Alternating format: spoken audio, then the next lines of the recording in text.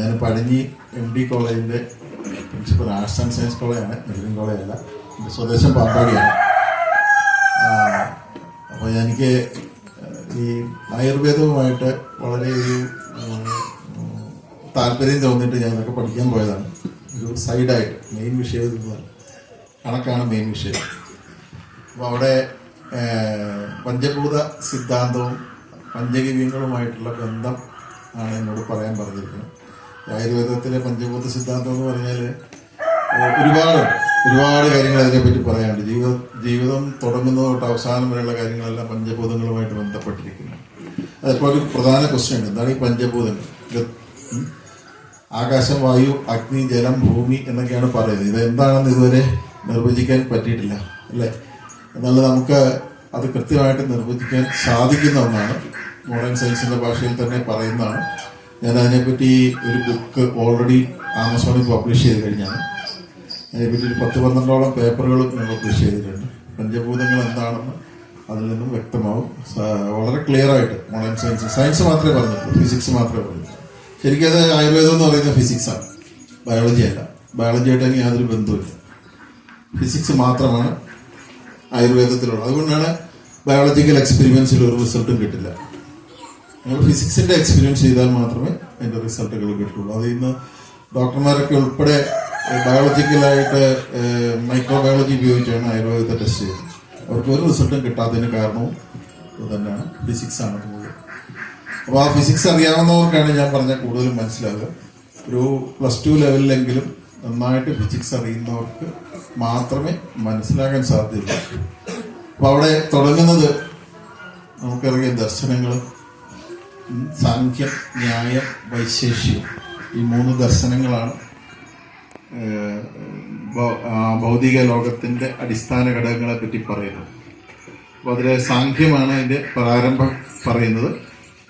അവിടെയാണ് നമുക്ക് ശരിക്കും പഞ്ചഭൂതങ്ങളല്ല, സപ്തഭൂതങ്ങളാണ് ഉള്ളത്. അതിൽ ആദ്യത്തെ ഭൂതത്തെ മഹത്തത്വമെന്നും രണ്ടാമത്തെ അഹം തത്വമെന്നും മൂന്നാമത്തെ ഈ 2 തത്വങ്ങൾ ആണ് നമ്മളുടെ മനസ്സെന്ന് പറയുന്ന അഹം തത്വവും മഹത്തത്വവും ത്തിലുമാണ് നിലനിൽക്കുന്നത്. ഇനി അതിലുണ്ടാകുന്ന അടുത്ത തത്വങ്ങളാണ് ആകാശം, വായു, അഗ്നി, ജലം, ഭൂമി എന്നിവ. അപ്പോൾ ഈ 7 എണ്ണവും കൂടി ചേർന്നാലേ ജീവനുള്ള ഒരു മനുഷ്യനാവുള്ളൂ. 5 എണ്ണം മാത്രം എടുത്താൽ അത് ജീവനില്ലാത്ത മനുഷ്യനിലും ഉണ്ട്. അപ്പോൾ ആ ജീവൻ എന്ന് പറയുന്നത് യഥാർത്ഥത്തിൽ എന്താണ്? അപ്പോൾ അതിൽ പ്രധാന ക്വസ്റ്റ്യൻ, എന്താണ് ജീവൻ? ഈ ജീവനെ ശരിക്കും നിർവചിച്ചിട്ടുണ്ട് ആയുർവേദം, അല്ലെങ്കിൽ നമ്മുടെ ഈ സിദ്ധാന്തങ്ങളിലെല്ലാം ജീവൻ എന്താണെന്ന് നിർവചനമുണ്ട്, വ്യക്തമായ നിർവചനമുണ്ട്. മനസ്സെന്താണെന്നും വ്യക്തമായ നിർവചനമുണ്ട്. ഇന്നും ആധുനിക ശാസ്ത്രത്തിന് നിർവചിക്കാൻ പറ്റാത്ത കാര്യമാണ് ഇത് രണ്ടും. അപ്പോൾ ആ 2 കാര്യങ്ങളെ പറ്റി വ്യക്തമായി നിർവചിക്കാൻ സാധിക്കും. അപ്പോൾ നമ്മളൊരു മനസ്സെന്താണെന്ന് വളരെ കുറച്ച് സമയമുള്ളതുകൊണ്ട് കുറച്ച് ചെറിയ 1-2 എക്സാമ്പിളൂടെ പറയാവുന്നത്. ഒരു ആറ്റം ആണ് നമ്മൾ ആധുനിക ശാസ്ത്രത്തിലെ ഏറ്റവും ചെറിയ കണങ്ങളായിട്ട് പറയുന്നത്. ഒരു ആറ്റം എന്ന് പറയുന്നത് നമുക്കൊരു ഉദാഹരണം വെച്ചേ പറയാൻ പറ്റുള്ളൂ. ഒരു ആറ്റം നിർമ്മിച്ചിരിക്കുന്നത് ഒരു 50 കോടി ചരട് കൊണ്ടാണെന്ന് സങ്കല്പിക്കുക. ചരട് കൊണ്ടല്ല നിർമ്മിച്ചിരിക്കുന്നത്. അങ്ങനെ ആണെങ്കിൽ അതിലൊരു ചരടെടുത്താൽ അത് മനസ്സാണ്. അപ്പോൾ പദാർത്ഥം എന്ന് പറയുന്നത് എന്താണ്? മനസ്സിന്റെ ഏറ്റവും സാന്ദ്രത കൂടിയ ഭാഗത്തെയാണ് പദാർത്ഥം എന്ന് പറയുന്നത്. ഇതാണ് വ്യക്തമായ നിർവചനം. അപ്പൊ അതുകൊണ്ട് പദാർത്ഥവും മനസ്സും തമ്മിൽ എന്തെങ്കിലും ബന്ധമുണ്ടോ? പദാർത്ഥവും മനസ്സും തമ്മിലേ ബന്ധമുള്ളൂ. എന്നാൽ മനസ്സ് സാന്ദ്രത കൂടിയാൽ അത് പദാർത്ഥമാവും. മനസ്സെന്താണ്? മനസ്സെന്ന് പറയുന്ന ഒരു തരംഗം, വേവ് മാത്രമാണ്, ഒരു തരംഗം മാത്രമാണ്. തരംഗം എന്ന് പറഞ്ഞാൽ ഒരു ക്രസ്റ്റ്, ഒരു ട്രഫ്, ഒരു പൊങ്കലും ഒരു താഴ്ച. ഇങ്ങനെ തരംഗം ഫിസിക്സ് പഠിച്ചവർക്ക് അറിയാം. ഇങ്ങനെ ഒരു സൈൻ വേവ് എന്നൊക്കെ പറഞ്ഞു കേട്ടിട്ടില്ലേ? ഈ സൈൻ വേവിന്റെ സ്വരൂപത്തിലുള്ള ഒരു സാധനമാണ് ഈ തരംഗം. അപ്പൊ അതിന്റെ ആംപ്ലിറ്റ്യൂഡ് ഒരു പക്ഷേ ഭൂമിയുടെ വലിപ്പത്തിനേക്കാൾ മുകളിലേക്ക് എത്തുമ്പോൾ, അല്ലെങ്കിൽ ഏതാണ്ട് അതേ വലുപ്പത്തിൽ എത്തുമ്പോൾ ഇത് നമുക്ക് മെഷറബിൾ അല്ല. കാരണം മെഷർ ചെയ്യുന്ന സാധനത്തിന്റെ അത്രയും വലുപ്പമുള്ളതിന് അതിന് മെഷർ ചെയ്യാൻ പറ്റും. അപ്പൊ മനസ്സെന്ന് പറയുന്നത് ഒരു തരംഗമാണ്. അത് ഏറ്റവും തരംഗ ദൈർഘ്യം കൂടിയതാണ്. അതിന് ഉദാഹരണമൊന്നും നമുക്ക് പറയാൻ സമയം ഒരുപാട് എടുക്കും. സമയമില്ലാത്തത് ചുരുക്കി പറയാം. മനസ്സെന്ന് പറയുന്നത് തരംഗമാണ്. അത് മഹത്തത്വം, അഹംതത്വം, ഈ രണ്ട് തരത്തിലുള്ള തരംഗങ്ങളാണ് മനസ്സ്. അപ്പൊ എവിടെ ഈ വൈബ്രേഷൻ തരംഗം ഉണ്ടാകണമെങ്കിൽ എന്താണ് ഒരു വൈബ്രേഷനെയാണ് തരംഗം എന്ന് പറയുന്നത്. തരംഗം എന്ന് മലയാളം വാക്ക്, ഇംഗ്ലീഷിൽ പറഞ്ഞ വൈബ്രേഷൻ. അപ്പൊ ഈ വൈബ്രേഷൻ ഉണ്ടാകണമെങ്കിൽ എന്തെങ്കിലും ഒന്ന് വൈബ്രേറ്റ് ചെയ്യണം. വൈബ്രേറ്റ് ചെയ്യാൻ എന്തെങ്കിലും ഉണ്ടെങ്കിലല്ലേ വൈബ്രേഷൻ ഉണ്ടാകും. മോഡേൺ സയൻസിന്റെ ഒരു പ്രശ്നം അതാണ്. ഈ വൈബ്രേഷൻ ഉണ്ടെന്ന് പറയും. എന്താണ് ഈ വൈബ്രേറ്റ് ചെയ്യുന്നവർ പറയുന്നില്ല. ലൈറ്റ് ഒരു വൈബ്രേഷൻ ആണെന്ന് പറയും. പക്ഷെ എന്താണ് അതിനകത്ത് ഈ വൈബ്രേറ്റ് ചെയ്യാനുള്ളതെന്ന് ചോദിച്ചാൽ അറിയത്തില്ല. അതറിയത്തില്ല. അതിനെയാണ് നമ്മുടെ പുരാണത്തില്, സാഖ്യത്തില് ബോധം എന്ന് പറയുന്നത്, അല്ലെങ്കിൽ കോൺഷ്യസ്നെസ് എന്ന് പറയും. കോൺഷ്യസ്നെസ്സിന്റെ ഒരു വൈബ്രേഷനാണ് മനസ്സെന്ന് പറയുന്നത്. എന്താണ് കോൺഷ്യസ്നെസ്? ഹിന്ദു പുരാണങ്ങളിലെല്ലാം വളരെ വ്യക്തമായിട്ട് പറയുന്നുണ്ട് ബോധം, അല്ലേ? അതിനെ ഒരു പക്ഷേ വേറൊരു പേരിൽ ബ്രഹ്മം എന്ന് വിളിക്കാറുണ്ട്. ഒരു ബോധം, അതിന്റെ ഒരു വൈബ്രേഷൻ, ബോധത്തിലൊരു വൈബ്രേഷൻ ഉണ്ടാകുന്നതിനാണ് മനസ്സെന്ന് പറയുന്നത്. വേറെന്തല്ല. അപ്പൊ ബോധവും മനസ്സും തമ്മിലുള്ള ബന്ധമാണ്. വൈബ്രേഷൻ എന്ന് പറയുന്ന ഒരു തരംഗമാണ്. ആ തരംഗത്തെയാണ് നമ്മൾ ചിന്തകളെന്ന് വിളിക്കുന്നത്. ചിന്തകൾ, തോട്ട്സ്. നമ്മൾ യഥാർത്ഥത്തിൽ നമ്മുടെ തോട്ട്സ് ഉണ്ടാകും. ആ തോട്ട്സ് ആണ് ഈ വൈബ്രേഷൻ. അത് എന്താണ് അവിടെ വൈബ്രേറ്റ് ചെയ്യുന്നത്? ബോധമാണ്. സാഖ്യമാണ് ഞാൻ പറയുന്നത് കേട്ടോ. ബോധമാണ് വൈബ്രേറ്റ് ചെയ്യുന്നത്. ബോധം വൈബ്രേറ്റ് ചെയ്താൽ ഒരു തരംഗ സ്വരൂപം അതിനുണ്ടാവും. ആ തരംഗ സ്വരൂപത്തിനാണ് മനസ്സ് എന്ന് പറയുന്നത്. അപ്പൊ ആ തരംഗത്തെയാണ് നമ്മൾ ചിന്തകളെന്നും വിളിക്കുന്നത്. തോട്ട് പ്രോസസ്സിൽ നമ്മൾ ഒരു കാര്യത്തെ പറ്റി ചിന്തിക്കും. അപ്പൊ ചിന്തിക്കുമ്പോൾ നമ്മുടെ ബോധത്തിൽ ഒരു വൈബ്രേഷൻ ഉണ്ടാകുമ്പോൾ ആ തരംഗ സ്വരൂപത്തെയാണ് ചിന്ത എന്ന് വിളിക്കുന്നത്. അപ്പൊ അതുകൊണ്ടാണ് ആ തരംഗ സ്വരൂപം, തരംഗത്തിന്റെ ആവർത്തി അല്ലെങ്കിൽ അതിന്റെ തരംഗ ദൈർഘ്യം ഒരുപാട് കൂടുതലാണെങ്കിൽ അതിന് നമ്മൾ മനസ്സെന്ന് പറയും. തരംഗ ദൈർഘ്യം കുറഞ്ഞു വന്നാൽ, ആകാശത്തിന്റെ ദൈർഘ്യത്തിലെത്തിയാൽ എന്താ പറയുക? അതിനെ ആകാശ തത്വം. അതാണ് നമ്മൾ ഈ കാണുന്ന സ്പേസ്. യഥാർത്ഥത്തിൽ സ്പേസ് എന്ന് പറയുന്നത് ശൂന്യതയല്ല. സ്പേസ് എന്ന് പറയുന്നത് ശൂന്യതയല്ല, ബോധത്തിന്റെ ഒരു വൈബ്രേഷൻ മാത്രമാണ്. അപ്പൊ സ്പേസ് ശൂന്യതയല്ല. അപ്പൊ അടുത്ത സ്റ്റെപ്പ് വീണ്ടും തരംഗദൈർഘ്യം കുറഞ്ഞാൽ എത്തുന്നത് വായുവാണ്. അപ്പൊ വായു എന്ന് പറഞ്ഞാൽ എന്താ? അന്തരീക്ഷവായുവാണോ? അതൊരു തരംഗം മാത്രം. പക്ഷെ ആ തരംഗത്തിന്റെ സ്വഭാവം ഏറ്റവും കൂടുതൽ കാണപ്പെടുന്നത് വായുവിലാണ് എന്ന് മാത്രം. ഇന്നുകൊണ്ട് വായു അല്ല, അത് വേറൊരു ഇരുമ്പിനകത്തും വേണേ ആ തരംഗത്തിന്റെ സ്വഭാവം കൂടുതൽ കാണാം. അപ്പൊ ആ ഇരുമ്പിനെ നമ്മൾ വായു എന്ന് വിളിക്കും. ആയുർവേദത്തിൽ അങ്ങനെ വായു എന്ന് വിളിക്കും. ഇരുമ്പ് ശരിക്കും വായു തത്വമാണ്. ഏറ്റവും കൂടുതൽ വായു തരംഗങ്ങൾ നിലനിൽക്കുന്നത് ഇരുമ്പിനകത്താണ്, അന്തരീക്ഷവായുവിലല്ല.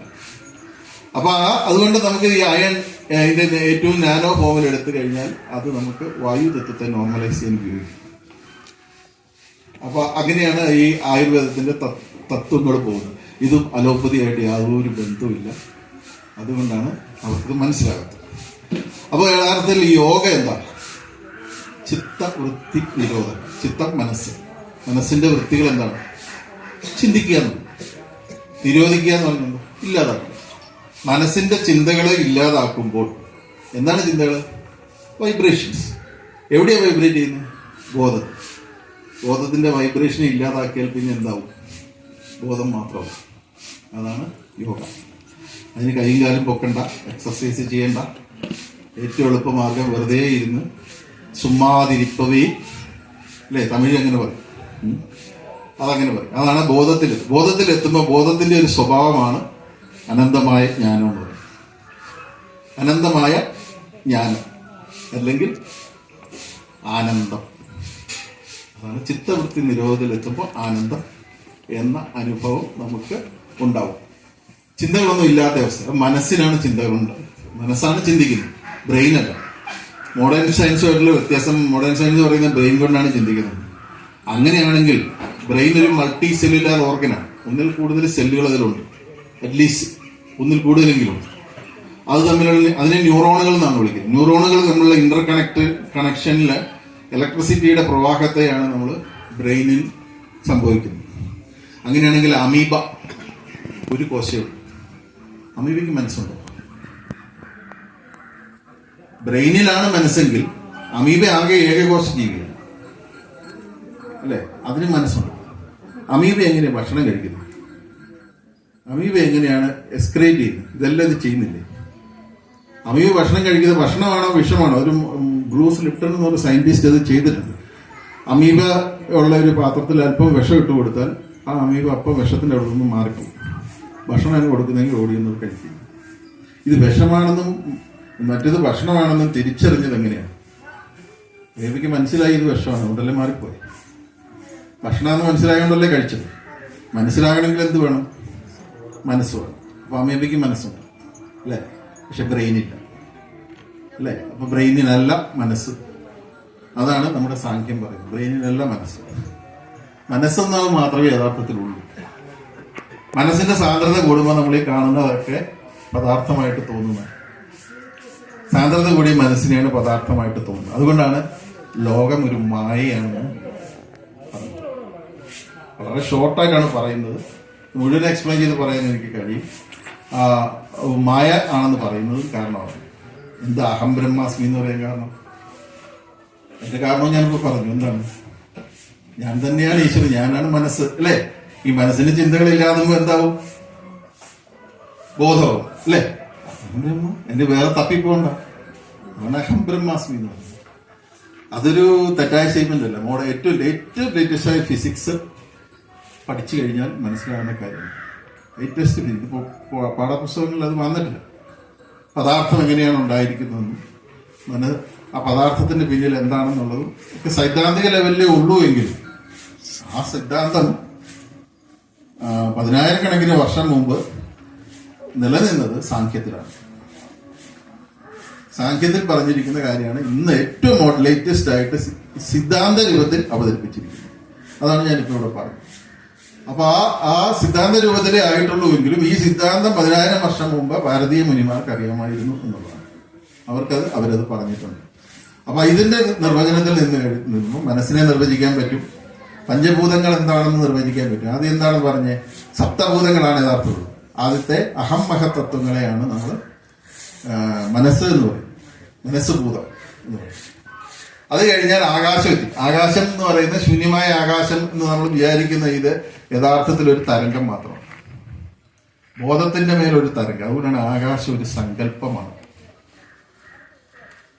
സങ്കല്പമാണ്. സങ്കല്പം എന്താ?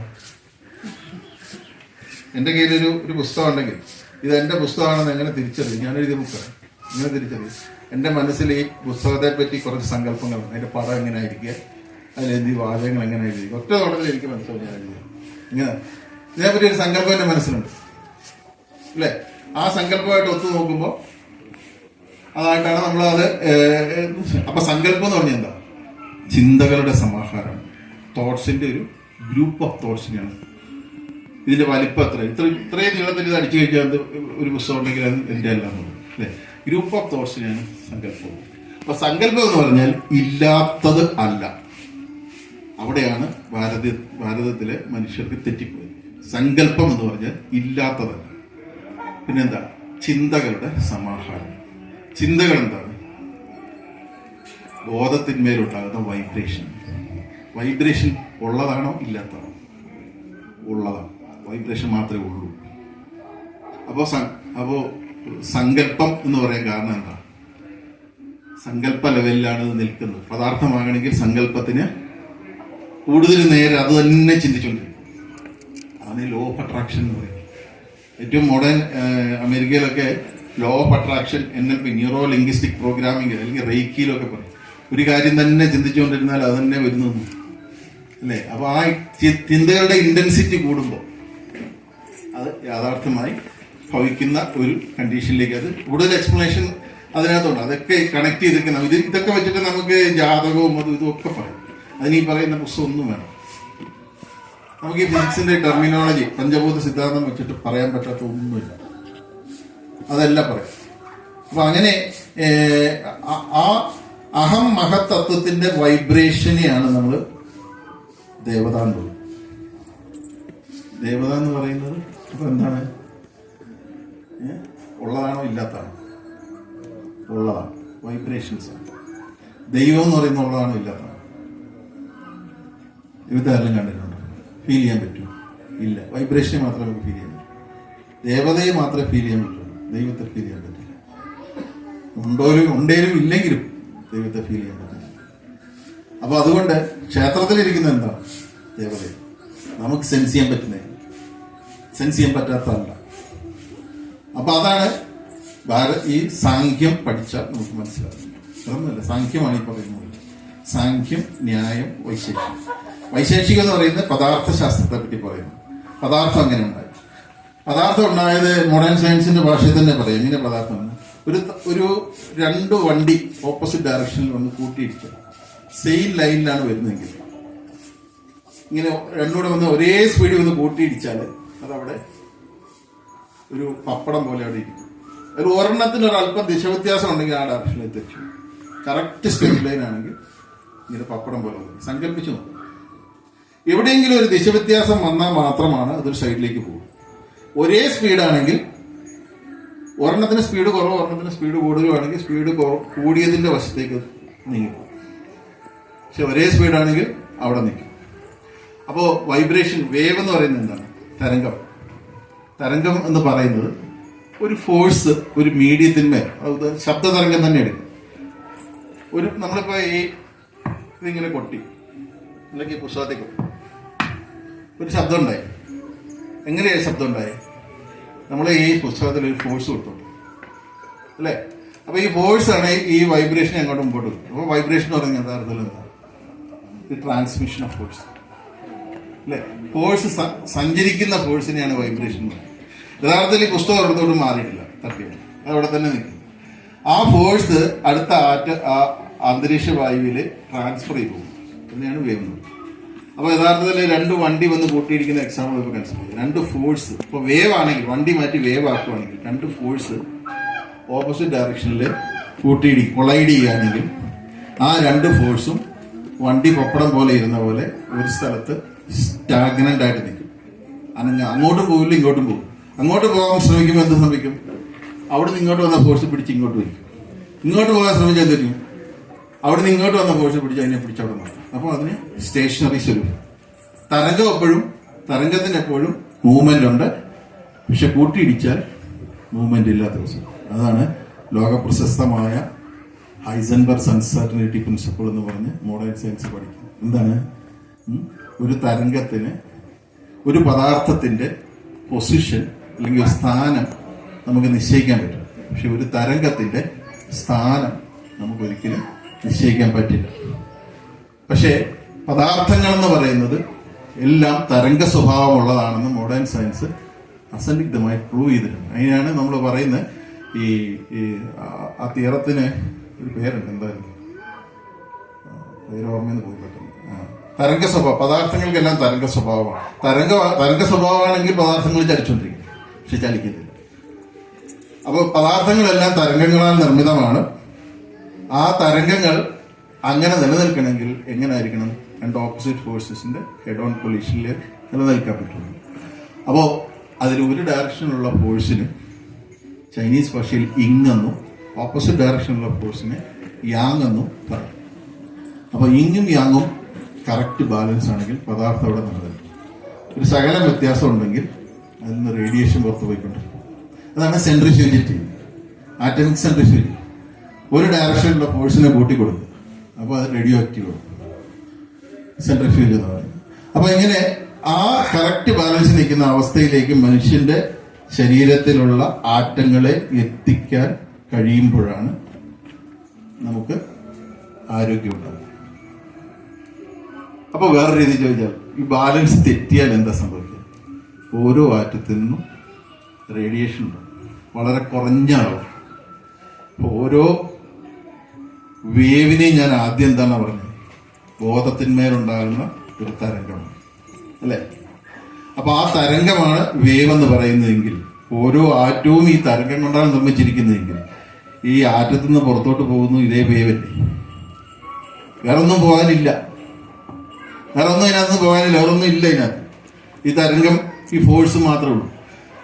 ആ വേവിനെയാണ് നമ്മൾ ചിന്താതരംഗങ്ങൾ എന്ന് പറയുന്നത്. അപ്പോൾ നമ്മളുടെ ശരീരത്തിലുള്ള ആറ്റങ്ങൾ റേഡിയോ ആക്റ്റീവ് ആണെങ്കിൽ, അല്ലെങ്കിൽ ഈ ബാലൻസ്ഡ് അല്ലെങ്കിൽ, നമ്മൾക്ക് എപ്പോഴും ചിന്തകൾ ഉണ്ടായിക്കൊണ്ടിരിക്കും, തോട്ട്സ് ഉണ്ടായിക്കൊണ്ടിരിക്കും. നമ്മളറിയാതെ, നമുക്ക് ഒരിക്കലും നിയന്ത്രിക്കാൻ പറ്റില്ല. നമ്മുടെ ശരീരത്തിന്റെ ബാലൻസ് തെറ്റിപ്പോയി. ഇങ്ങും യാങ്ങും ഒരുപോലെ ബാലൻസ് തെറ്റി എപ്പോഴും തോട്ട്സ് ഉണ്ടാക്കും. തോട്ട്സ് ഉണ്ടാകുമ്പോൾ നമ്മുടെ ശരീരത്തിലെ ആറ്റംസ് എപ്പോഴും റേഡിയോ ആക്റ്റീവ് ആണ്. എന്ന് പറഞ്ഞാൽ വലിയ റേഡിയോ ആക്റ്റീവ് വളരെ ചെറിയ അളവിൽ പുറത്തേക്ക് പോകും. അതിനെയാണ് ചിന്തകൾ എന്ന് പറയുന്നത്. അപ്പോൾ നമുക്ക് ആ ചിന്തകളെ ഒരിക്കലും നിയന്ത്രിക്കാൻ പറ്റാതെ. അപ്പോൾ അതിന് ആദ്യമേ നമ്മൾ എന്ത് ചെയ്യണം? ചിന്തകളെ നിയന്ത്രിക്കാൻ നമ്മളുടെ ശരീരത്തെ ബാലൻസ് ചെയ്യണം. അതിനാണ് ചികിത്സ എന്ന് പറയുന്നത്. ഒരു രോഗിക്ക് ഒരിക്കലും യോഗിക് സ്റ്റേറ്റിലെത്താൻ പറ്റില്ല. അതുകൊണ്ട് ആദ്യം നമ്മൾ ആയുർവേദവും സിദ്ധയാണ് ഏറ്റവും കൂടുതലുള്ളത്. ആയുർവേദമാണ് ഇതേപ്പറ്റി വ്യക്തമായിട്ട് പറയുന്നത്. സിദ്ധയുടെ തിയറിയിലാണ് നമ്മൾ ആദ്യം രോഗം മാറ്റണം. അതിനുശേഷം മാത്രമേ നമുക്ക് യോഗ ചെയ്യാൻ പറ്റൂ.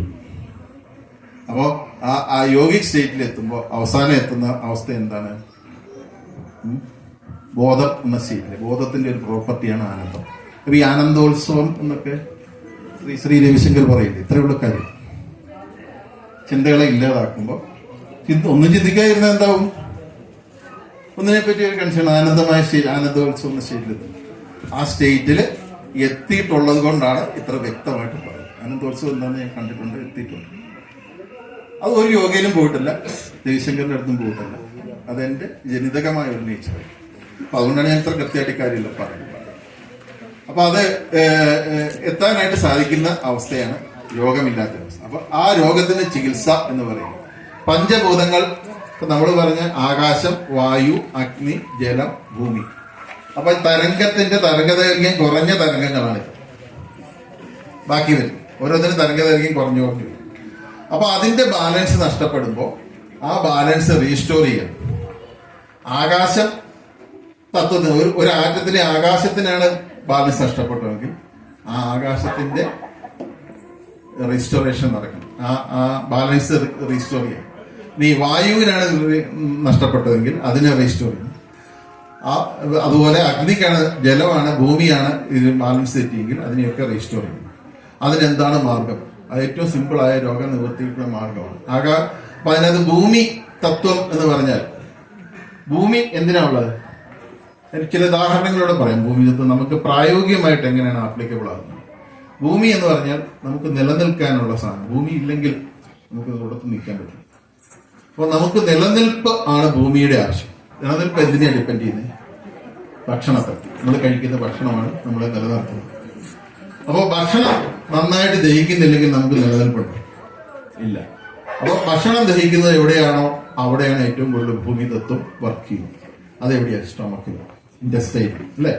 ഇൻഡസ്റ്റൈൻ ട്രാക്റ്റിൽ ഉണ്ടാകുന്ന ഏതൊരു രോഗവും ഭൂമി തത്വത്തിന്റെ ഇംബാലൻസ് ആണ്.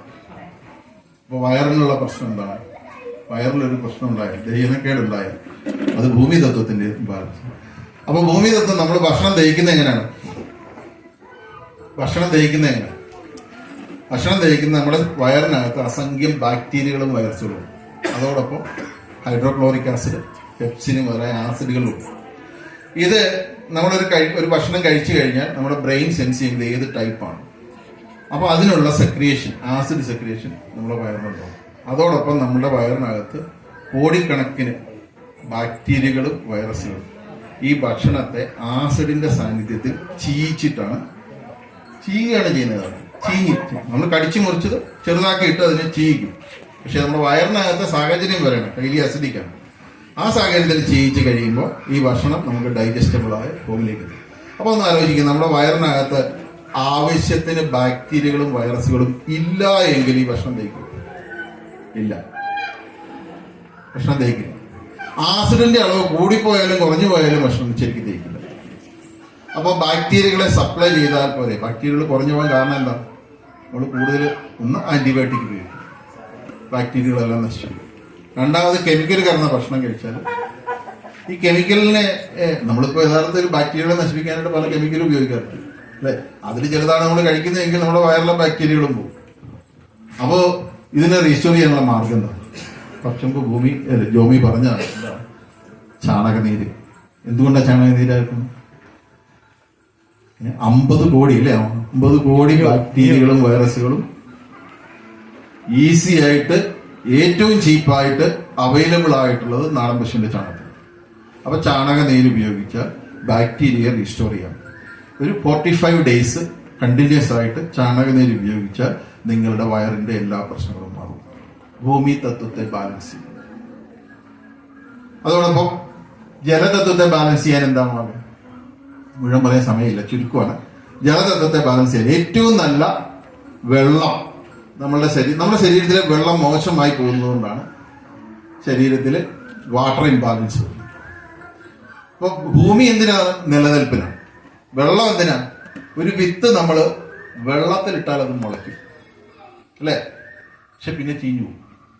പിന്നെ എവിടെ ഇടണം? എടുത്ത് കരക്കി ഭൂമിയിലിടണം, എങ്കിലും അത് മുളച്ചു വരും. വെള്ളവും വേണം, ഭൂമിയും വേണം വളരണമെങ്കിൽ അല്ലേ. അപ്പൊ ഭൂമി വളരാനാണ്, വെള്ളം മുളയ്ക്കാനാണ്. വെള്ളം ഉണ്ടെങ്കിലേ മുളയ്ക്കൂ. അപ്പൊ മുളയ്ക്കുക എന്ന് പറഞ്ഞാൽ എന്താ? ഫെർട്ടിലിറ്റിയാണ്. മുള പൊട്ടുക, ഫെർട്ടിലിറ്റി. അപ്പൊ ഇൻഫെർട്ടിലിറ്റിക്ക് കാരണം എന്താ? ജലതത്വത്തിന്റെ ഇംബാലൻസ് ആണ്. അത് ഏറ്റവും കൂടുതൽ ബാധിക്കുന്നത് മൂലാധാരം, സ്വാധിഷ്ഠാന, അതാണ് യൂട്രസ്, ഓവറി, ടെസ്റ്റിസ്, ഇതൊക്കെയാണ് ഇതിൽ വരിക. അപ്പോൾ നമ്മുടെ ഇൻഫെർട്ടിലിറ്റി കാരണം ജലതത്വത്തിന്റെ ഇംബാലൻസ് ആണ്. ആർക്ക് ഇൻഫെർട്ടിലിറ്റി ഉള്ളവർക്കൊക്കെ ജലതത്വം ഇംബാലൻസ് ആയിരിക്കും. അതിനെ ബാലൻസ് ചെയ്യാനായിട്ട് നാച്ചുറൽ ആയിട്ടുള്ള ചെലവ് കുറഞ്ഞ മാർഗമാണ് പാല്. ഏറ്റവും ബാലൻസ്ഡ് ആയ വെള്ളം നാടൻ പശുവിന്റെ പാലിനാണ്. എല്ലാ പാലിലും അല്ല. നമ്മൾ സാധാരണ പാല് കുടിച്ചാൽ കഫം കെട്ടും അല്ലേ. അത് ഏത് പശു, മിൽമയുടെയോ അല്ലെങ്കിൽ മറ്റേ പശുവിന്റെ പാല് കുടിച്ചാലാണ് കഫം കെട്ടും. കഫം കെട്ടാൻ കാരണം അഗ്നിയാണ്, അഗ്നി കയറിയിട്ടാണ്. അപ്പൊ ആ പാല് അഗ്നിയാണ്. ജേഴ്സി പശുവിന്റെ പാല് അഗ്നിയാണ്. അപ്പൊ നമ്മുടെ ശരീരത്തിലെ അഗ്നിയെ അത് കൂട്ടും, ചൂട് കൂടും. അപ്പൊ കഫം കെട്ടും. ചൂട് കൂടുമ്പോൾ എങ്ങനെ കഫം കെട്ടുക എന്ന് പറയാൻ നേരമില്ല, അതും പറയാവുന്നേ ഉള്ളൂ. മോഡേൺ സയൻസിന്റെ ഭാഷയിൽ തന്നെ പറയാവുന്നുള്ളൂ. അതിനോട് പോകാൻ നേരമില്ലാത്തതുകൊണ്ട് ഞാൻ നിർത്താം. അപ്പൊ കഫം കെട്ടും. അപ്പൊ ഒരിക്കലും ആ പാല് കുഞ്ഞുങ്ങൾക്ക് കൊടുക്കരുത്. നാടൻ പശു ഒന്നും പാല് കൊടുക്കാതിരിക്കുക, അല്ലെങ്കിൽ നാടൻ പശുവിന്റെ പാല് ഒരു ചെറിയ ഗ്ലാസ്സിൽ 1/2 ഗ്ലാസ് ദിവസവും രാത്രി കൊടുക്കുക. ഈ കഫക്കെട്ട് നിൽക്കും. നിങ്ങളൊരു 45 ദിവസം കുട്ടിക്ക് 1/2 ഗ്ലാസ് പാല് വെള്ളം ചേർത്തിട്ട് കുടിച്ചു നോക്കും, നിങ്ങൾക്ക് ഉണ്ടാകുന്ന കഫക്കെട്ട് നിൽക്കും. കഫക്കെട്ട് നിൽക്കാൻ വേറൊരു മാർഗം എന്താണ്?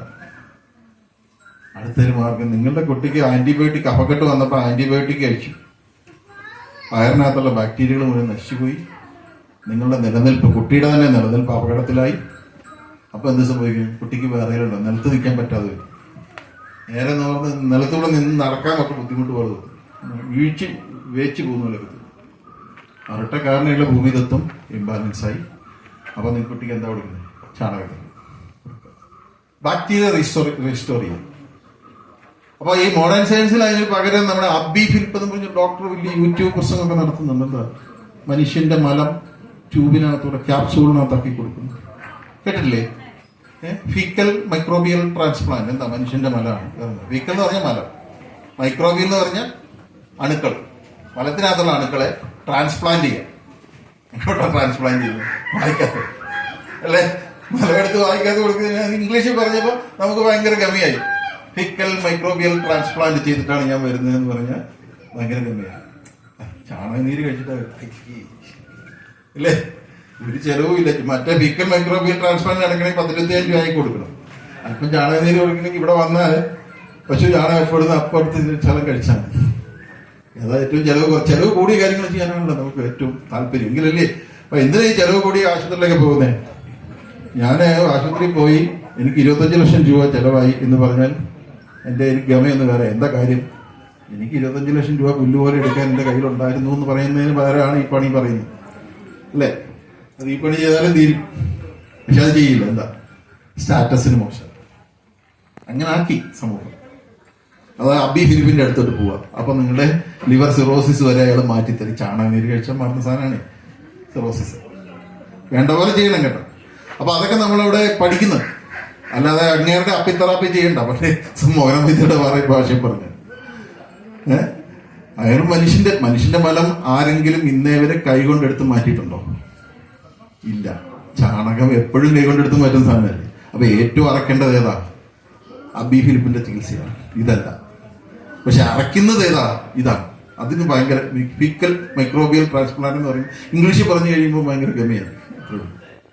നമ്മുടെയൊക്കെ ഒരു സൈക്കോളജിക്കൽ പ്രോബ്ലമാണ് ഇതൊന്നും നമുക്ക് ഇന്ത്യക്കാർക്കൊന്നും അറിയാൻ മേളഞ്ഞിട്ടൊന്നുമില്ല. അവർക്കൊക്കെ സൈക്കോളജിക്കൽ പ്രോബ്ലം. നമ്മുടെ ആരോ പറഞ്ഞ പോലെ നോൺ റെസിഡന്റ് ഇന്ത്യൻസ് എന്ന് പറഞ്ഞാൽ ഇന്ത്യക്കാരല്ല ഇപ്പൊ ഇന്ത്യയിൽ താമസിക്കുന്നത്. സായിപ്പന്മാർ, നമ്മളൊക്കെ സായിപ്പന്മാർ, ഇന്ത്യക്കാരല്ല. അതിന്റെ കുഴപ്പമാണിത്.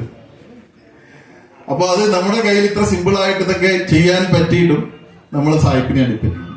നമ്മൾ അങ്ങോട്ടേ പോകും. സായിപ്പിന്റെ ചികിത്സ അലോപ്പതി തെറ്റാന്നൊന്നുമല്ല പറഞ്ഞ്, അതിലും സിമ്പിൾ ആയിട്ട് ഈസി ആയിട്ടുള്ള മാർഗങ്ങൾ ഇവിടെ ഉണ്ട്. ഇതിൽ മാറാത്തത് വല്ലതും ഉണ്ടെങ്കിൽ അങ്ങോട്ട് പോയാൽ പോലെ. തെറ്റാന്നൊന്നും ഞാൻ പറഞ്ഞില്ല കേട്ടോ. ഇതിൽ മാറാത്തത് എന്തെങ്കിലും ഉണ്ടെങ്കിൽ അങ്ങോട്ട് പോയാൽ പോലെ. വളരെ ചെലവ് പറഞ്ഞ് ഇവിടെ ചെയ്യാവുന്ന ചികിത്സകളുള്ളൂ. ഇതിന് മാറില്ല എന്ന് ബോധ്യമുള്ള കാര്യങ്ങൾ അങ്ങോട്ട് പോവാം. ഇപ്പൊ പറഞ്ഞാൽ ഒരു ആക്സിഡന്റ് പറ്റി, തല പൊട്ടി, ഇവിടെ ചെയ്യാൻ പറ്റുമോ? ചാണകം ചെയ്ത് കഴിച്ചിട്ട് കാര്യമുണ്ടോ? ഇല്ല. അതപ്പോൾ അവിടെ പോകേണ്ടി വരും. അതുകൊണ്ട് അത് വേണ്ടാന്നൊന്നല്ലേ പറഞ്ഞു. പക്ഷെ നമുക്ക് ആ സിദ്ധാന്തങ്ങളെ മനസ്സിലാക്കി കഴിഞ്ഞാൽ സാധാരണഗതിയിലുള്ള രോഗങ്ങൾക്കൊക്കെ നമുക്ക് നാട്ടും പ്രദേശത്ത് നമുക്കത് മാറ്റാൻ പറ്റും. ഇനി അടുത്ത ജലം കഴിഞ്ഞ് ഇനി അടുത്തത് വായുവാണ് അല്ലേ? ഈ വായുവിന്റെ പ്രത്യേകത സർക്കുലേഷൻ. മൊത്തം സർക്കുലേഷൻ അത് ഓക്സിജൻ അതിന്റെ ഒരു ഭാഗമാണ്. ഓക്സിജൻ മാത്രമല്ല. നമ്മള് ഒരു കാന്തം എങ്ങനെയാണ് വർക്ക് ചെയ്യുന്നത്? സമയമായോ? സ്റ്റോപ്പ് ചെയ്യണേ പറയണേ. ഒരു 5 മിനിറ്റ് മുമ്പ് പറഞ്ഞാൽ അത് കൺക്ലൂഡ് ചെയ്യാം. പുതിയ ടീമിന്റെ സമയമൊക്കെ ആയെങ്കിൽ ഒന്ന് പറയണം. ഒരു കാന്തം എങ്ങനെയാണ് വർക്ക് ചെയ്യുന്നത്? അതിനകത്ത് ഈ കാന്തം ബാർ മാഗ്നറ്റ് ആണെങ്കിൽ മാഗ്നറ്റിന്റെ പുറത്തുകൂടെ ഈ കാന്തിക വലയങ്ങൾ പോകുന്നത് അല്ലെ? അതുകൊണ്ടാണ് വേറൊരു മാഗ്നറ്റ് അതിന്റെ അടുത്ത് കൊണ്ടുവന്നാൽ അതിനെ കയറി പിടിക്കും, അല്ലെങ്കിൽ റിപ്പൽ. അപ്പൊ അതിനർത്ഥം അതിന്റെ പുറത്തൂടെ പോകുന്നുണ്ടെന്നാണ്. ഇതേപോലെ മനുഷ്യ ശരീരത്തിന്റെ അകത്തൂടെയും പുറത്തൂടെയും കാന്തിക വലയത്തിന് കാന്തിക വലയല്ല കേട്ടോ, അങ്ങനെ പറയും, കാന്തിക വലയത്തിന് സമാനമായ ഒരു ഫോഴ്സ് പ്രവഹിക്കുന്നുണ്ട്. ഈ ഫോഴ്സിന് പറയുന്ന പേരാണ് നാഡി. നാഡി എന്ന് പറയുന്നത് രക്തക്കുഴലിനകത്തൂടെ അതേ നാഡി പ്രവഹിക്കുന്നു. അതുകൊണ്ടാണ് ബ്ലഡ് സർക്കുലേറ്റ് ചെയ്യുന്നത്. ഹാർട്ട് ഇടിച്ചുകൊണ്ടല്ല, ഹാർട്ട് ബീറ്റ് ചെയ്തുകൊണ്ടല്ല ബ്ലഡ് സർക്കുലേറ്റ് ചെയ്യുന്നത്. അതുകൊണ്ട് മാത്രം അത് ഹാർട്ട് ഒരു മോഡുലേറ്ററാണ്. ആംപ്ലിറ്റ്യൂഡ് മോഡുലേഷൻ കേട്ടിട്ടില്ല? Radio waves. ഈ മോഡുലേറ്ററിന്റെ റോളാണ് ഹാർട്ടിനുള്ളത്. ഒന്ന് തട്ടിക്കൊടുക്കുക, ബാക്കി സർക്കുലേഷൻ. ആംപ്ലിറ്റ്യൂഡ് മോഡുലേഷനിൽ, അതായത് ഡിസ്റ്റർബൻസ് ഇല്ലാതെ വേവ്സിനെ ട്രാൻസ്മിറ്റ് ചെയ്യാനായിട്ടുള്ള റേഡിയോ ട്രാൻസ്മിഷന്റെ മെത്തേഡാണ്. ഈ റേഡിയോ ട്രാൻസ്മിഷന്റെ മെത്തേഡ് തന്നെയാണ് ബ്ലഡിൽ കൂടെ ബ്ലഡ് ഫ്ലോ ചെയ്യാനും ഉപയോഗിക്കുന്നത്. അതിൽ ഡിസ്റ്റർബൻസ് വന്നാൽ, എരപ്പ് വന്നാൽ, റേഡിയോയിൽ എരപ്പ് വന്നാൽ എന്ത് സംഭവിക്കും? ശബ്ദം ശരിക്കും കേൾക്കില്ല അല്ലേ? അപ്പൊ ഈ ബ്ലഡ് ഫ്ലോ ചെയ്യുന്നതില് ഡിസ്റ്റർബൻസ് വന്നാൽ, അല്ലെങ്കിൽ അതിന്റെ ആംപ്ലിറ്റ്യൂഡ് മോഡുലേഷൻ, അതിന്റെ ഉള്ളിലുള്ള വേവ്സിന്, അത് ഫിസിക്സ് അറിയെങ്കിൽ ശരിക്കും അറിയാവും, എന്തെങ്കിലും ഈ എന്തെങ്കിലും അബ്നോർമാലിറ്റി വന്നാൽ ആ അബ്നോർമാലിറ്റിയാണ് നമ്മൾ പൾസ് ഡയഗ്നോസിലൂടെ കണ്ടുപിടിക്കുന്നത്. ഇങ്ങനെ 3 പൾസ് നോക്കില്ലേ, വാദം, പിത്ത, കഫം പൾസുകൾ. ഈ പൾസുകൾ നോക്കുമ്പോൾ യഥാർത്ഥത്തിൽ ഇതിനകത്ത് എവിടെയെങ്കിലും അബ്നോർമാലിറ്റി ഉണ്ടോ എന്നാണ്. ഈ റേഡിയോ വേവ്സിലെ എരപ്പ് ഉണ്ടാകുന്ന പോലെ തന്നെ ഫിസിക്സ് അറിയാവുന്നവർക്ക് അത് കൃത്യമായിട്ട് പടം വരച്ച് ഉണ്ടാവുള്ളൂ. അത് നോക്കിയാൽ അറിയാം. അപ്പൊ ഈ അബ്നോർമാലിറ്റിയെ നമ്മൾ ഓരോ ഓർഗനുമായിട്ട് കണക്ട് ചെയ്ത് പറയുമ്പോൾ ഒരു വൈദ്യര് ആ അബ്നോർമാലിറ്റിയെ മെഷർ ചെയ്തിട്ട് ഇന്ന അസുഖമാണ് നിങ്ങൾക്കെന്ന് പറയും. അത് ചുമ്മാ വെറുതെ ഇങ്ങനെ പറയുന്നതല്ല. റേഡിയോ വേവ്സ് എന്ന് പറയുന്ന സബ്ജക്ട് എവിടെയാണ്? ആംപ്ലിറ്റ്യൂഡ് മോഡുലേഷൻ ഏത് സബ്ജക്റ്റാണ്? ആംപ്ലിറ്റ്യൂഡ് മോഡുലേഷൻ ഏത് സബ്ജക്റ്റിലാണ് മോനെ പഠിക്കുന്നത്? ആരെങ്കിലും ഉണ്ടോ പ്ലസ് 2 പഠിച്ചത്? ഫിസിക്സിൽ. അപ്പം എന്താണ് ആയുർവേദം? ഫിസിക്സ് അല്ലേ? അതിന് മൈക്രോബയോളജി പഠിച്ചിട്ട് കാര്യമുണ്ടോ? മൈക്രോബയോളജി പഠിച്ചിട്ട് കാര്യമില്ല. അത് ഫിസിക്സിലെ വേവ് തിയറിയാണ് പഠിക്കുന്നത്. അത് പഠിക്കുമ്പോൾ പെട്ടെന്ന് മനസ്സിലാവും. എനിക്ക് ഫിസിക്സ് നന്നായിട്ട് അറിയാം. അതുകൊണ്ടാണ് ഞാനിത് ആയുർവേദവും ഫിസിക്സോടെ കണക്ട് ചെയ്തത്. അപ്പൊ ഇത് വളരെ കൃത്യമായിട്ട് വർക്ക് ചെയ്യുന്നു. അപ്പൊ ഫിസിക്സ് ആണ് ആയുർവേദവും സിദ്ധയാണ് ഏറ്റവും നന്നായിട്ട് പറഞ്ഞിരിക്കുന്നത്. നമ്മളിവിടെ ആയുർവേദമാണ് അങ്ങനെ പറയുന്നത്. സിദ്ധയുടെ തിയറിയാണ് ഏറ്റവും സ്ട്രോങ് ആയിട്ട്. ആയുർവേദം തിയറി പാർട്ട് കംപ്ലീറ്റ് പറഞ്ഞിട്ടില്ല, കുറച്ച് ഭാഗങ്ങൾ. ആയുർവേദം തെറ്റാന്നല്ല പറഞ്ഞു, പക്ഷെ സിദ്ധയുടെ അത്രയും ഡെവലപ്മെന്റ് കാര്യങ്ങൾ ആയുർവേദത്തിൽ ഇല്ല. രണ്ടും സെയിം തന്നെയാണ്, രണ്ടും ഒന്ന് തന്നെയാണ്. പക്ഷേ ഈ ആയുർവേദത്തിന്റെ തിയറി പുസ്തകങ്ങൾ ഒന്നുകൂടി നഷ്ടപ്പെട്ടു പോകണ്ടായിരിക്കും, അല്ലെങ്കിൽ ഇല്ലാത്ത മുഴുവൻ കംപ്ലീറ്റ് ആകാത്തതുകൊണ്ടായിരിക്കും അത് മുഴുവൻ അതിനകത്ത് പറഞ്ഞിട്ടില്ല. പക്ഷെ സിദ്ധയിൽ മുഴുവൻ എക്സ്പ്ലെയിൻ പറഞ്ഞു, റിട്ടൺ ബുക്സ് അല്ല. തമിഴാന്നേ ഉള്ളൂ, നമുക്ക് വായിക്കാൻ ബുദ്ധിമുട്ടാണ്. പക്ഷെ ഇതൊക്കെ എങ്ങനെയാണ് എനിക്ക് മനസ്സിലായി. എനിക്ക് തമിഴും അറിയില്ല, സംസ്കൃതം അറിയില്ല, ഇംഗ്ലീഷും മലയാളം മാത്രമേ അറിയുള്ളൂ. ഇതൊക്കെ എങ്ങനെ മനസ്സിലാകും? അതിനൊരു മാർഗ്ഗമുള്ളൂ. അതിനൊരു മാർഗ്ഗമുള്ളൂ. എന്താണ്? അനന്തമായ ജ്ഞാനം എപ്പോഴാണ് കിട്ടുക? ധ്യാനത്തില് ചിന്തകളില്ലാതെ. ചിന്തകളില്ലാതാകുന്നതിനെ നിങ്ങൾ ധ്യാനം എന്ന് വിളിച്ചാൽ തെറ്റാണ്. ചിന്തകളില്ലാതാകുന്ന അവസരത്തിൽ നമ്മൾ ആരാവും? അനന്തമായ ജ്ഞാനം ആയി മാറും. അതാരാണ്? ബോധമായി. അപ്പോഴാണ് ഇത് കിട്ടുക. അതിപ്പോഴും സംഭവിക്കും. എനിക്ക് സംഭവിച്ചിട്ടുണ്ട്. അതുകൊണ്ടാണ് ഒരിടത്തും കേൾക്കാത്ത കാര്യങ്ങൾ ഞാനിപ്പോൾ നിങ്ങളോട് പറയുന്നത്. അതെനിക്കറിയാം. അതുകൊണ്ട് മാത്രം എൻ്റെ എക്സ്പീരിയൻസ് എന്ന് പറയുന്നത്, പുസ്തകം വായിച്ചത് പറയുന്നത്. എനിക്ക് സംസ്കൃതം അറിയത്തില്ല, ഒരു പുരാണവും വായിച്ചിട്ടില്ല, ഭഗവത്ഗീതയും വായിച്ചിട്ടില്ല. പക്ഷെ നമുക്കത് സാധിക്കും. ഇതൊന്നും ഒരു മതമല്ല, ഇതാണ് യഥാർത്ഥ ശാസ്ത്രം. ഇതിനകത്ത് ദൈവവും ഇല്ല, മറ്റേ ഇതൊന്നുമില്ല, അന്ധവിശ്വാസവും ഇല്ല, ഒന്നുമില്ല. ഇത് സയൻസാണ്. ഇതിനെയാണ്, ഈ അറിവിനെയാണ് സനാതനധർമ്മം എന്ന് പറയുന്നത്. അല്ല ക്ഷേത്രത്തെ അല്ല. ക്ഷേത്രവും ആരാധനയും അല്ല സനാതനധർമ്മം. ഈ അറിവാണ്. ഈ അറിവ് തന്നെ, ഈ അറിവ് എന്താണ്? സയൻസാണ്, പ്യുവർ സയൻസാണ്. ഈ അറിവുള്ളവനെയാണ് സനാതനധർമ്മം എന്ന് പറയുന്നത്. ഈ അറിവ് നേടാനുള്ള വിദ്യ എന്താണ്? ചിന്തകളെ ഒഴിവാക്കുക. ചിന്തകളെ. അപ്പൊ നമ്മുടെയൊക്കെ വിചാരം ഒരുപാട് ചിന്തിച്ചാലാണ് നമുക്ക് അറിവ് കിട്ടുക എന്നല്ലേ? ഒരുപാട് ചിന്തിച്ച്, പുസ്തകം ഒത്തിരി വായിച്ച് ഒരുപാട് ചിന്തിച്ചു കഴിഞ്ഞാൽ നമുക്ക് ഒരുപാട് അറിവുകൾ കിട്ടും. വെറുതെ ഒന്നും കിട്ടില്ല. നമ്മൾ ചേർത്ത് ചിന്തിക്കാതിരുന്നാലാണ് അറിവ് കിട്ടുക. ആ അറിവ്, അതാണ് ഭാരതീയ സംസ്കാരവും. അല്ലാതെ ക്ഷേത്രമോ അല്ലെങ്കിൽ അമ്പലമോ അല്ലെങ്കിൽ ഇതൊന്നുമല്ല, ഒരു ദൈവവും അല്ല. എവിടെ ഞാൻ പറഞ്ഞില്ലാതെ എവിടെയെങ്കിലും ദൈവത്തെ പറ്റി പറഞ്ഞു? ദൈവത്തെ പറ്റി ഒന്നും പറഞ്ഞില്ല. ദൈവം ഉണ്ടെങ്കിൽ, അങ്ങനെ ഒരു സാധനം ഉണ്ടെങ്കിൽ അത് നമ്മൾ തന്നെയാണ്. അതാണ് അഹം ബ്രഹ്മാസ്മി. അങ്ങനെ ഒരു സാധനം ഉണ്ടെങ്കിൽ അത് ഞാൻ പറഞ്ഞു, യാതൊരു സംശയവും. അത് ആ ഒരു സംസ്കാരത്തിൽ നിന്നാണ് ഈ ചികിത്സകളെല്ലാം രൂപപ്പെട്ടു. പഞ്ചഭൂത ചികിത്സ. നമ്മളിപ്പോൾ ജലതത്വം പറയും, ഇനി അടുത്ത് വായുതത്വം, ഇനി അതുപോലെ ആകാശത്വം. ആകാശം എന്താന്നാ പറഞ്ഞത്? നമ്മുടെയൊക്കെ വിചാരം എന്തോ ആകാശ ശൂന്യതയാണെന്നാ, അല്ലെ? ശൂന്യത എന്നല്ല, ബോധത്തിന്മേലുണ്ടാകുന്ന ഒരു വൈബ്രേഷനാണ് ആകാശം. നമുക്ക് നോക്കുമ്പോൾ ഇങ്ങനെയൊക്കെ തോന്നുന്നുള്ളൂ. ആകാശം ഒരു വേവാണ്. അതുകൊണ്ടൊരു സങ്കല്പം. ആരുടെ സങ്കല്പമാണ്?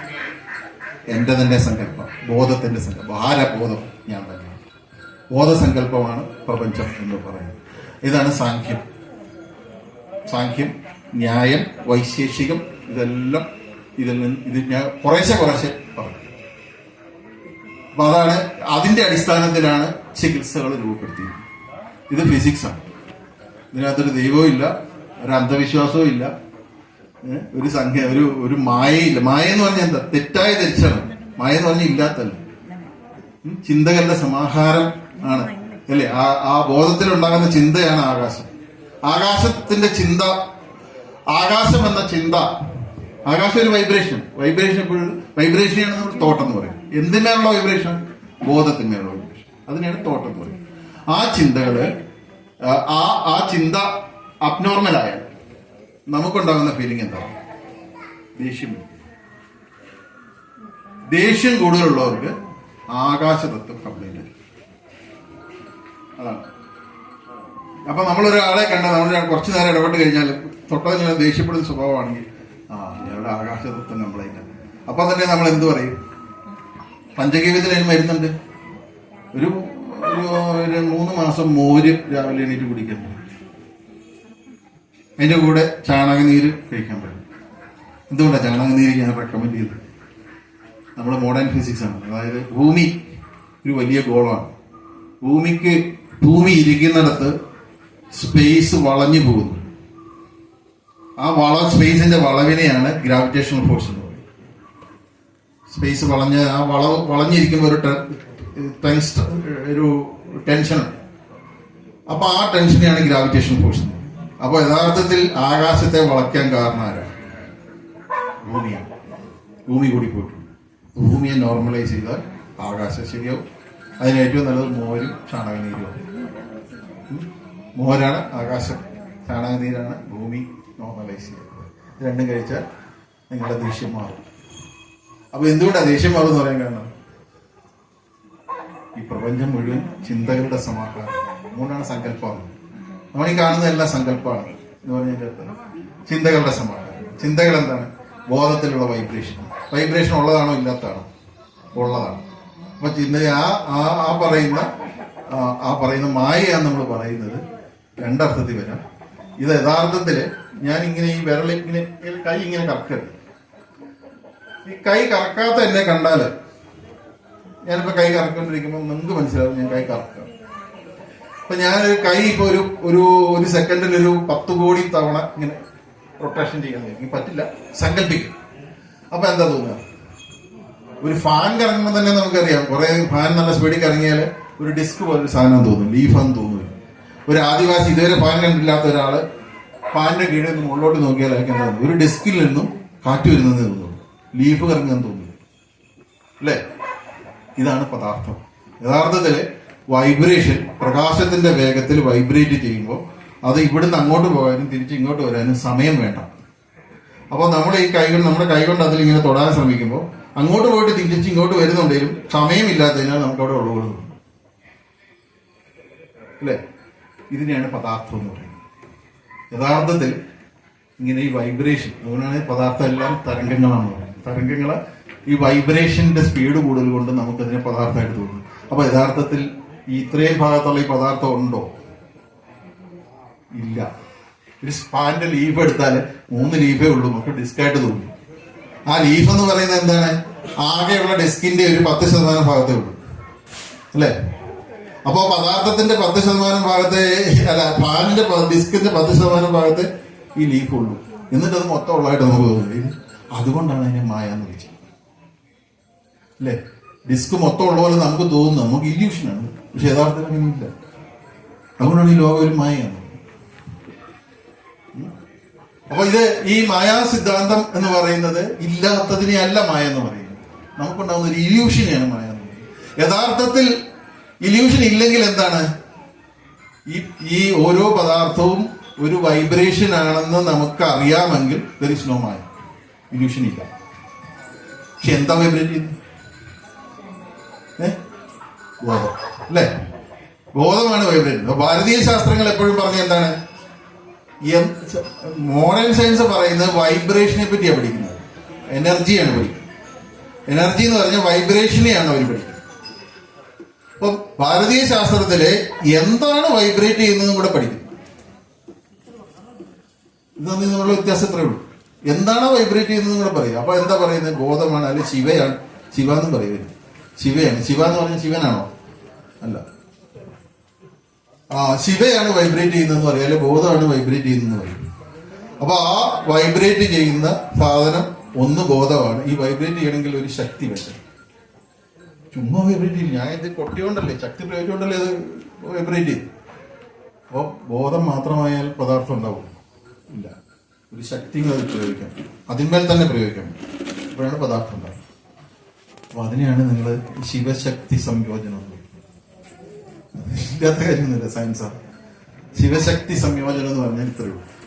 ശിവ എന്ന് പറയുന്നത് ശിവനല്ല, ശിവ എന്ന് പറയുന്നത് ബോധത്തെയാണ്. ശിവശക്തി സംയോജനമാണ് പ്രപഞ്ചത്തിന് മുഴുവൻ കാരണം. അപ്പൊ ആ ശക്തി പ്രയോഗത്തിൽ എന്തെങ്കിലും മാറ്റം വന്നാൽ വൈബ്രേഷനിൽ മാറ്റം വരും, അത് നിങ്ങൾക്ക് രോഗമായിട്ട് വരും. അപ്പൊ നമ്മളെ ഒരു ചിന്ത നമ്മുടെ മനസ്സിലുണ്ടാകണമെങ്കിൽ എന്ത് വേണം?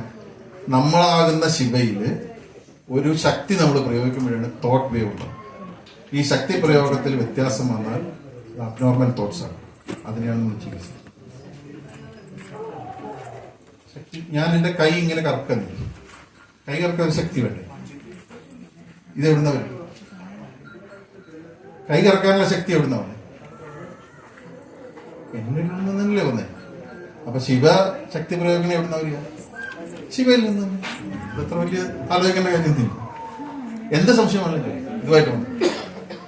ഞാൻ കൺക്ലൂഡ് ചെയ്യാണ് മുഴുവനും.